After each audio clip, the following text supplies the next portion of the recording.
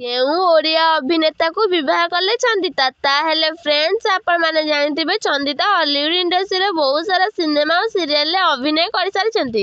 ତାହେଲେ ଏବେ ଚନ୍ଦିତାକୁ ପ୍ରାୟ 35 ବର୍ଷ ବୟସ ହୋଇଗଲାଣି। ବାହାଘର ପାଇଁ ଉପଯୁକ୍ତ ବୟସ ହୋଇଥିଲେ ମଧ୍ୟ ଏଯାଏଁ ବିବାହ ବନ୍ଧନରେ ବାନ୍ଧି ହୋଇନାହାନ୍ତି। ତାହେଲେ ଚନ୍ଦିତା ମାତ୍ର 14 ବର୍ଷ ବୟସରୁ ହିଁ ହଲିଉଡ୍ ଇଣ୍ଡଷ୍ଟ୍ରିରେ ନିଜର ଅଭିନୟ କ୍ୟାରିୟର ଆରମ୍ଭ କରିଥିଲେ। ତାହେଲେ ଦୂରଦର୍ଶନ ଟିଭିରୁ ସେ ନିଜର ଅଭିନୟ କ୍ୟାରିୟର ଆରମ୍ଭ କରିଥିଲେ। ପ୍ରଥମେ କିଛି ସିରିଏଲ ଓ ଆଲବମ୍ ଓ ପରବର୍ତ୍ତୀ ସମୟରେ ସିନେମାରେ ଅଭିନୟ କରୁଥିବାର ନଜର ଆସିଛନ୍ତି ଚନ୍ଦିତା ପାଢ଼ୀ। ଆଉ ଏବେ ସେ ସିରିଏଲରେ ଅଭିନୟ କରୁଥିବାର ଦେଖା ଦେଇଛନ୍ତି। ତାହେଲେ ଏହାରି ମଧ୍ୟରେ ଚନ୍ଦିତାକୁ ପ୍ରାୟ 35 ବର୍ଷ ବୟସ ହୋଇଗଲାଣି। ହେଲେ ସେ ଏଯାଏଁ ବିବାହ ବନ୍ଧନରେ ବାନ୍ଧି ହୋଇନାହାନ୍ତି ଓ ବାହା ହୋଇନାହାନ୍ତି ଚନ୍ଦିତା ପାଢ଼ୀ। କିନ୍ତୁ ଏବେ ଚନ୍ଦିତାଙ୍କ ବାହାଘର କଥା ସୋଶାଲ ମିଡିଆରେ ଶୁଣିବାକୁ ମିଳୁଛି।